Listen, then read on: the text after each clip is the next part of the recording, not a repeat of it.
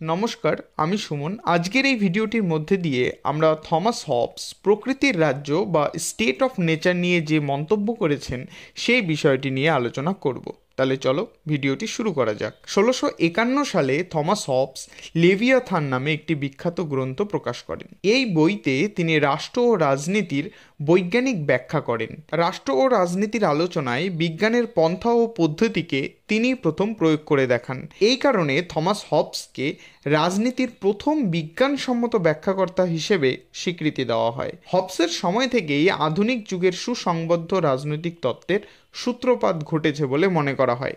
Machiavelli, Boda এই সকল মনীষীরা ইউরোপের যুগ পরিবর্তনের ধারাটিকে উপলব্ধি করতে পেরেছিলেন এবং এরা সকলেই মনে করতেন যে একটি জাতিরাষ্ট্র গঠনের জন্য কেন্দ্রীভূত কর্তৃত্ব সম্পন্ন রাষ্ট্রের প্রয়োজন। এই সেন্ট্রালাইজড সিস্টেমের প্রতি জনগণ কেন আনুগত্য দেখাবে সে বিষয়ে কিন্তু এরা কিছু বলে যাননি। এই অসম্পূর্ণতাকে পূর্ণতা দান করেন থমাস হবস। রাষ্ট্রের প্রতি জনগণ যে আনুগত্য প্রদর্শন করবে সেটাকে তিনি বৈজ্ঞানিক যুক্তির সাহায্যে দেখান। থমাস হবসের এই লেভিয়াথান গ্রন্থে তিনি একটি বিখ্যাত মন্তব্য করেন, man's life was solitary, poor, nasty, brutish and short. এই মন্তব্যটা কিন্তু আমাদের এই আলোচনার মূল বিষয় এবং এটাকে কেন্দ্র করে কিন্তু আমরা পুরো আলোচনাটাকে এগিয়ে নিয়ে যাব। থমাস হবস প্রকৃতির রাজ্যের যে চিত্র তিনি অঙ্কন করেছেন এবং যেটিকে তিনি আমাদের সামনে তুলে ধরেছেন সেই প্রকৃতির রাজ্যটা কিন্তু একদম জঘন্য এবং অন্ধকারাচ্ছন্ন। হবসের মতে প্রকৃতির রাজ্য ছিল প্রাক সামাজিক এবং প্রাক রাজনৈতিক, অর্থাৎ যে তিনি এমন একটি সময়কার উল্লেখ করছেন যখন সমাজ ও রাজনীতি বলে কিছু ছিল না। এই সময়ে মানুষ যুক্তি ও বুদ্ধির দ্বারা পরিচালিত হতো না। মানুষ এই সময় শুধুমাত্র ক্ষুধা, আকাঙ্ক্ষা এবং আবেগের বশে সব রকমের কাজ করত। এই সময়ে মানুষ ছিল স্বার্থপর এবং হিংস্র। এই সময়ে মানুষের মধ্যে ন্যায় অন্যায় বোধ বলে কিছু ছিল না। যেহেতু মানুষ স্বার্থান্বেষী এবং কলহপ্রিয় ছিল, তাই এই সময়কার মানুষরা জঙ্গলের রাজত্ব প্রতিষ্ঠা করেছিল। মানুষ যা কিছু করত ক্ষমতা লাভের জন্যই করত। এই প্রকৃতির রাজ্যে মানুষের বেঁচে থাকার কোনো নিশ্চয়তা ছিল না। কেন নিশ্চয়তা ছিল না? কারণ এই সময় কিন্তু মানুষকে মেরে ফেলতো। ঠিক আছে, কারণ কারো প্রতি মায়া দয়া বলে কিছু ছিল না। হবসের বর্ণনা অনুযায়ী এই সময় শিল্প, সংস্কৃতি, কলা, ব্যবসা বাণিজ্য এই যে নান্দনিক বিষয়গুলো এইগুলোর উন্নতি কোনোভাবেই সম্ভব ছিল না।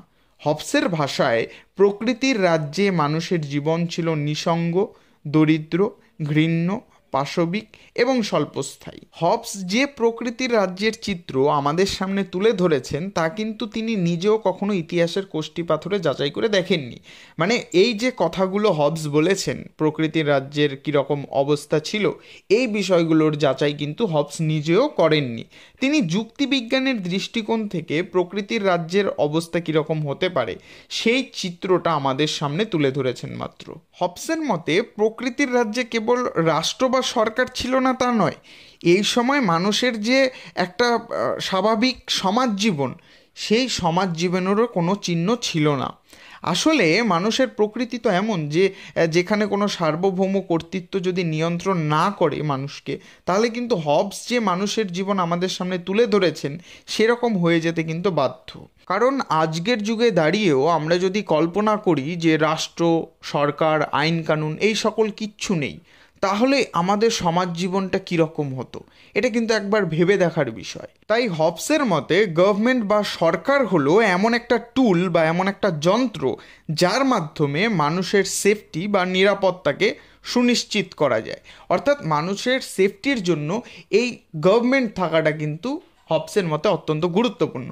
যে কারণে আমরা শুরুতে যে বলেছিলাম যে একটা সেন্ট্রালাইজড সিস্টেম থাকা দরকার যার কারণে মানুষ সবসময় ঠিকঠাকভাবে চলবে, এবং এই সেন্ট্রালাইজড সিস্টেমের প্রতি মানুষ কেন আনুগত্য দেখাবে সেটা কিন্তু ম্যাকিয়াভেলি, বোদা এরা বিশ্লেষণ করেননি। হবস এই জায়গাটাকে বিশ্লেষণ করে বলেন যে ওই সেন্ট্রালাইজড সিস্টেমটা এই কারণেই থাকবে যাতে মানুষের জীবন সেফটি দেওয়া যায়, মানুষের যাতে সুরক্ষা সুনিশ্চিত করা যায়, এই কারণে মানুষ ওই সেন্ট্রালাইজড সিস্টেমের প্রতি আনুগত্য দেখাবে।